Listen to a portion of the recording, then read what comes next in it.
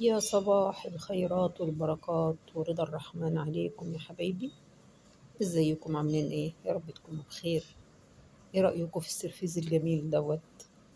حاجات كده من اللي بتتحط على السفرة وتخطف العيون وتخطف القلوب كده، وتلاقي الكل هاجم عليها قبل اي حاجة تانية على السفرة.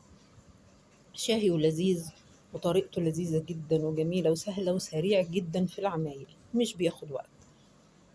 انا بحب اعمل الرز بالقوانص لوحدهم الاول، وبعمل الكبد لوحدها مكرملة لوحدها الأول. إزاي؟ أنا معايا بصل، شرايح بصل مكعبات، معايا كيلو من الكبد والقوانص.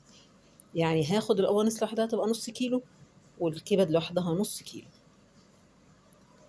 بحط دلوقتي عندي البصل المكعبات، بحط معاه ورق لورا، وبرش عليه رشة ملح خفيفة كده ورشة بهارات مشكلة بس، وبسيبهم يتبلوا خفيف. دول هسوي فيهم القوانص، وهسوي معاهم الرز بتاعي.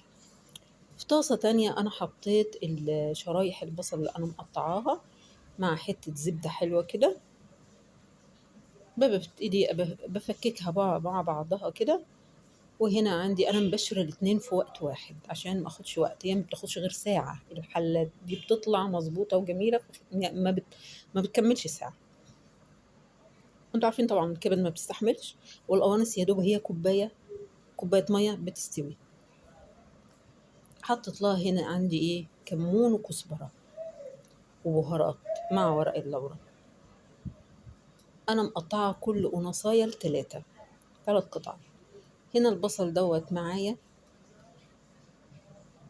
انا بحط له ايه دلوقتي؟ انا حطيت له معلقه سكر كبيره على فكره، انا عايزاه يتكرمل.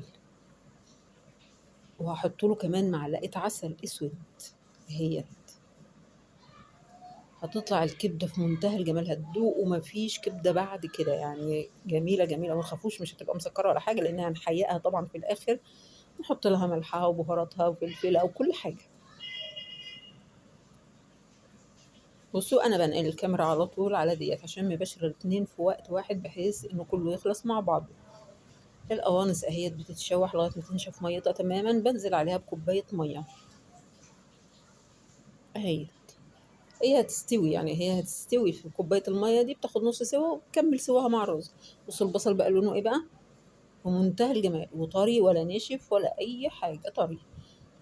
وسعت كده في النص، وبدات انزل بنص كيلو الكبد، بقيه الكيلو بتاع الكبد.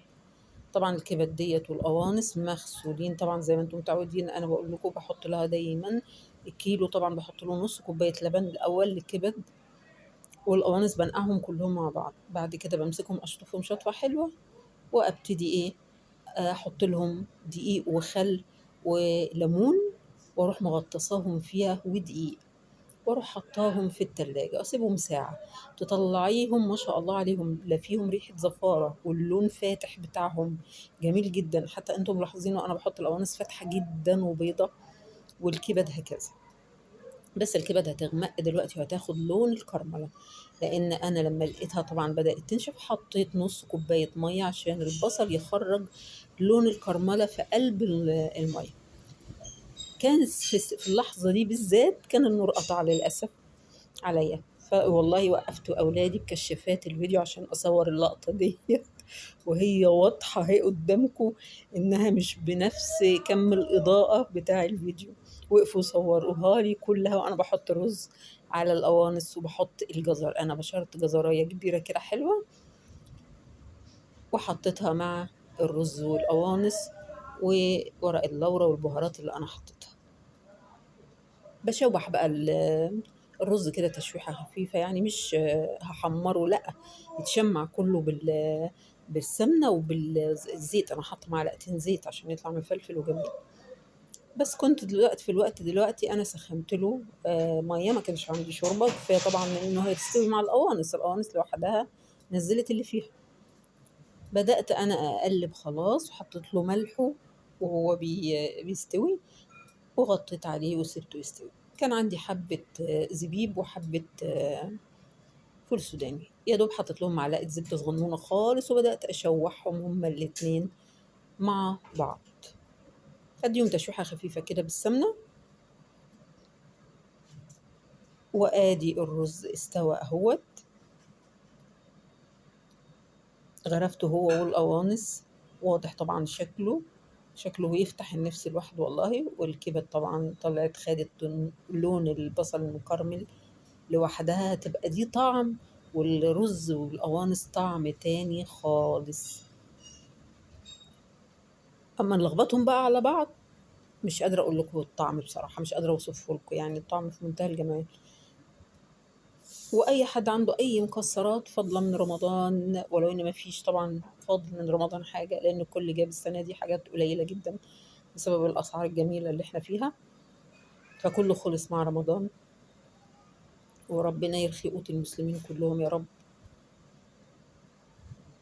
ويوسعها على المسلمين والمسلمات وجميع أنحاء العالم كله يا رب، وجميع الأديان اللي في الدنيا كلها.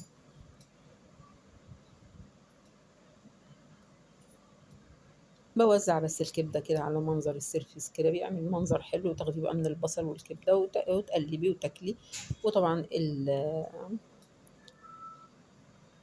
الفول السوداني والزبيب هيتحط على الوش كمنظر يعني، وبيدي طعم طبعا جميل. السوداني لما بيتحمر في حتة زبدة والزبيب بيدي طعم في منتهى الجمال.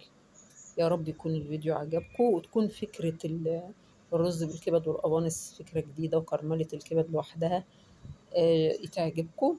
واللي يعجبه الفيديو بقى ما يبخلش عليا بلايك جميل كده، ويشترك في قناتي قناة المسك، وأكون شاكرة ليه وهو بيشترك وبيشرفني وبينورني على قناتي. السلام عليكم ورحمة الله وبركاته.